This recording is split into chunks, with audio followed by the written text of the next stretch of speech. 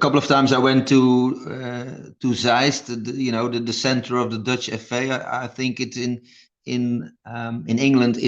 That's St. George, is that right? Yeah, that's right. Yeah, but it's the same in the middle of Holland in Zeist, and at that time Louis van Gaal was the bonds coach, and he spoke to us, and I sat there. I think. 2 or 3 meters just in front of him, and it was unbelievable how passionate he was. He didn't really shout, but that that voice, that heart, he wanted everything of you. So yeah, I still remember that, how passionate he was to bring over his philosophy about how to develop young players. It was a great experience. Yeah, I'm sure. And it was at that time then you got an internship with Willem II under 19s. Yeah, for my UEFA A license, I had an internship at Willem II Academy under 19s. It was a great experience for me at that time, because there was the highest youth level in Holland. So I saw great level of play, and we played PSV, Feyenoord, Ajax, and I still remember we played at home against Ajax. That time was Danny Blind, the head coach of Ajax. So that was also great when you're a young assistant coach. Then you see Danny Blind is coaching the under 19s. That's amazing. But at that home game, a small player called Wesley Sneijder, I saw him playing, and what I remember, he kicked the corners with both feet, left and right, inside swinger as hard, and I couldn't tell you that he was right or left-footed, because they were both perfect. I never seen a player that age who could kick a corner with both feet that good. Yeah, it was amazing. Oh, that's quite, I mean, what a player Sneijder was. Yeah, true. And it's a great point that you make about a player of that level being able to use either foot, and you're not being able to tell. I mean, the only player I can maybe think just off the top of my head, maybe I'm showing my bias because I'm a Manchester United supporter, but Mason Greenwood is a player in the modern day that I see is quite prolific and very comfortable on the other side with the other foot, But there's not many about that can use both feet to that level. Yeah, true. But I think it's still strange, because a lot of children, they play that much, and they can't play that good with both feet. Let's say Messi, his left foot is unbelievable. Arjen Robben, his left foot, but it's not the same as his right. But that are class players. So I think there's a great opportunity for young players to develop both feet, not only kicking the ball, but also dribbling and do the 1v1s to both sides. Yeah. I think that's a good challenge for young children who want develop themselves. Yeah, it's funny. A lot of my one-on-one sessions when I work with individuals, when I ask them to do a skill, when it's on their favoured foot, no problem at all. It's like near enough instinct. They just do it without thinking. You ask them to do it on their other foot, it's like nearly ask them to do a complete different trick, because just the process of thinking, because they haven't, practiced it enough. So it's the repetition is a really important factor of working both feet. Yeah, true. So that's something for the youth coaches, but also not really challenge them, but get some drills with both feet and help them. Not be negative if it's not working. No, it's repetition after repetition, just to get confident with both feet. Yeah. And then I was at Willem II. You got your own team then at the academy with the under 14 age group. Yeah, after my internship, and I got my UEFA A, I was that happy that when you're young and you get your own team at an academy, more happy you can't be. So that was a great experience. I had a really nice, a nice team. But after that during that year, two other Dutch coaches became academy director and assistant academy director at Sunderland Football Club, and they rang me and said, "All right, Harry, we have a big challenge at Sunderland Football Club. We searching for a young football coach. Do you like to come over to help us?" Wow. So when you're young and they ask you to come over to become an academy coach at Sunderland Football Club, it's like a dream come true to work in England. So I signed for 4 years. There was a plan to become one of the great English academies. But at that time, when I came to England, actually the season before, Sunderland got relegated to the championship. And that year, when I worked there, unfortunately, they didn't get promoted through the playoffs. I think it was that time Crystal Palace who won the playoffs and not Sunderland. And we got redundant and not 4 year but 1 year experience at Sunderland. The time. But I really loved the culture in England, and I stayed for another year to become a part-time coach at Middlesbrough Football Club. Wow, fantastic! And when you were at Sunderland, was there any players that you got to work with in the under-14s that maybe went on to make a career for them in the professional game? Yeah, I had a great group. They were still young. I was academy coach of the under-14s, and I helped the coaches.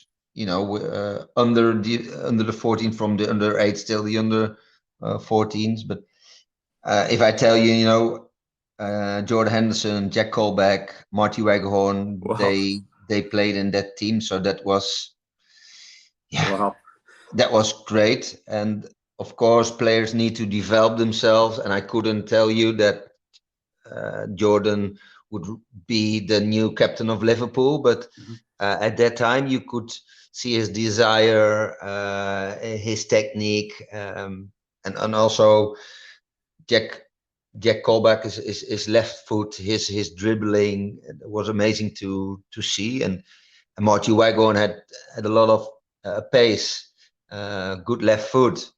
But also young in his development, and it was great to see them grown up and become a first team player. Yeah, that's amazing. I mean, that really is the pinnacle of a youth coach, is to help play in terms of the development of an individual, to see them go on and make it big in the professional game. I mean, it must be so rewarding. And when you stayed on then, so you covered there, you stayed on as a part-time academy coach at Middlesbrough. Middlesbrough at that stage, were they Premier League back then, or were they also Championship? No, at that time they played a Premier League. Yeah, so I've seen a lot of games in the Riverside Stadium. I remember when they played Chelsea. It's the time when Drogba was a striker, and at Middlesbrough, who were playing there, I think it was they were the last years of the Dutch midfielder who played a long time for Middlesbrough. And how did the two clubs compare, working within, Sunderland and Middlesbrough? Did you find there was much differences? I mean, I was speaking with somebody on a previous podcast that had done a bit of work at both Manchester clubs, at Manchester United and Manchester City. And he felt that, although it was hard to get into Manchester United, once he was in, he felt it was like a real family, as opposed to when he did a wee bit of work at Manchester City, he just felt as if it was a business. How's your feelings in comparing the two clubs up in the Northeast? To be honest, I had at both clubs really a great time, and then I felt they gave me the opportunity to be welcome. At Sunderland, it was really, they started to build something, to get a family. And at Middlesbrough, David Parnaby was already so long academy director. So you felt there was a bit more rest, or can't really find the word, but there wasn't that much tension then at Sunderland.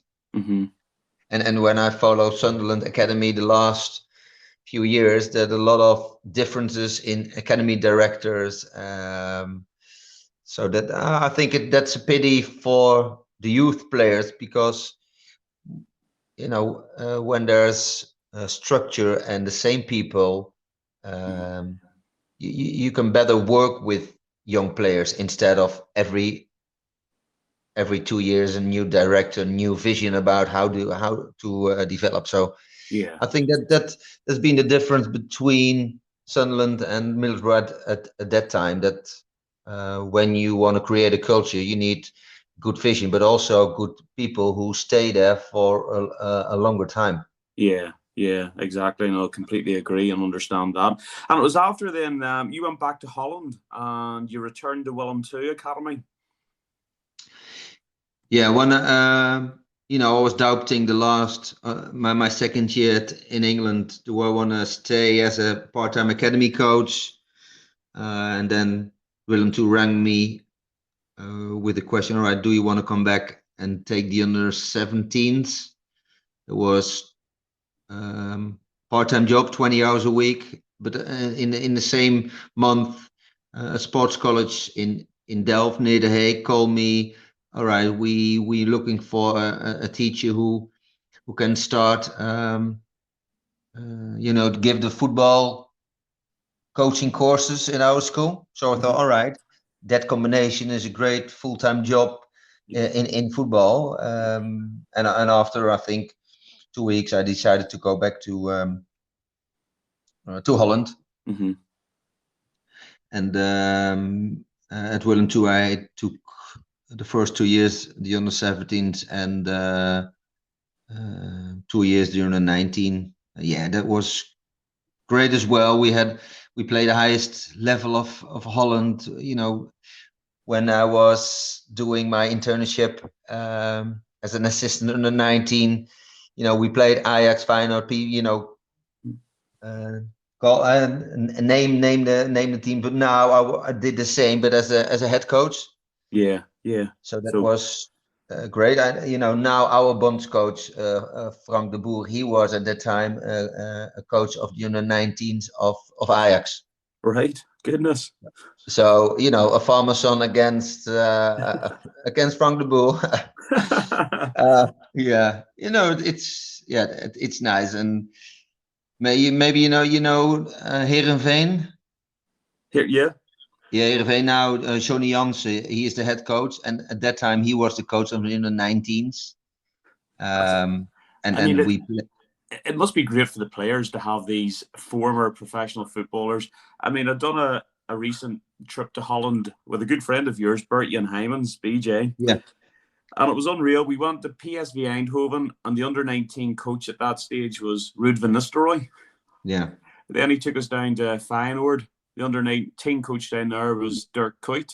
So it's just incredible. And at Willem II, there was a very famous player that you also helped develop. Tell us about that. Yeah, I think everybody in the world knows Virgil van Dijk. This is incredible. And so Harry, as a Manchester United fan, I'm going to get at you here because you've helped Liverpool with develop these players, the centre back Virgil van Dijk and also Jordan Henderson, the midfielder. So it's your fault Liverpool won the league last year. Yeah, but I'm maybe in the same how do you say on the same list as Jurgen Klopp, because he's coaching Jordan and Virgil, and I did it as well. That's amazing. I can't see that on my bank account, but anyway, it's it's great experience. And what was Virgil like, as a young player, finding his trade? What was he like to work with, and what was the qualities you could see in him at a young age? When I was coaching the under 17s, I had a 1 year, and then it was the first years. We had 2 years in the under 17s, let's say under 16 and under 17 combined. And when he was an under 16, I coached him. If you ask me that time, all right, he will become the best defender in the world. He's gonna win the Champions League and become the captain of the national team. I would say, what have you drunk? Because I wouldn't believe now. But he was tiny. He started to get in how do you call it, puberteit. Start his growth spurt hadn't started yet, so he was tiny. He played right fullback. And when I had him in the under 19s as an under 18 player, he started to grow. I had a good team at that moment, so he wasn't playing every game as in the starting 11, but he went better and better, and he started to grow. He won more 1v1s. His heading became better and better, his passing, and he started to score goals from a corner. So the qualities he show us now, like his passing, his defending 1v1, his strength, but also his heading. He was showing that actually when he started to become an under 18 and under 19 player. Yeah. So he's I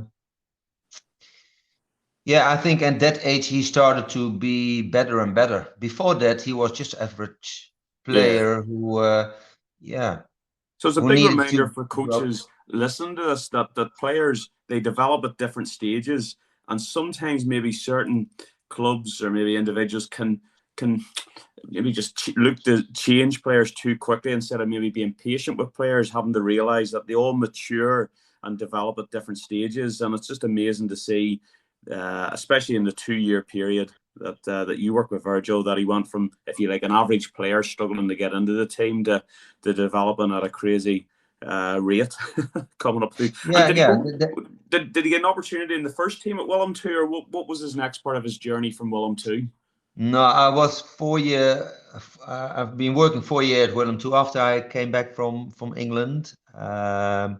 So in my last year, when he was under 18, I've seen him playing, of course, and then I went to another academy, and then he actually went to the year after under 19s and also the reserves. But Willem II didn't give him a contract, and then he went to FC Groningen.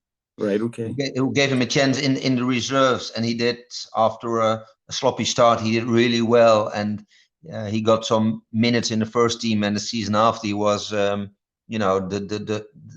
central defender of Groningen, and then Celtic picked him up.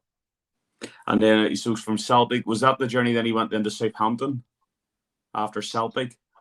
Yeah, Celtic, Southampton, and then Liverpool. So it's incredible. Just seeing the journey of a player and how well he developed, and that's an amazing 2 big massive names that you've helped develop and play your part in Jordan Henderson and Virgil van Dijk.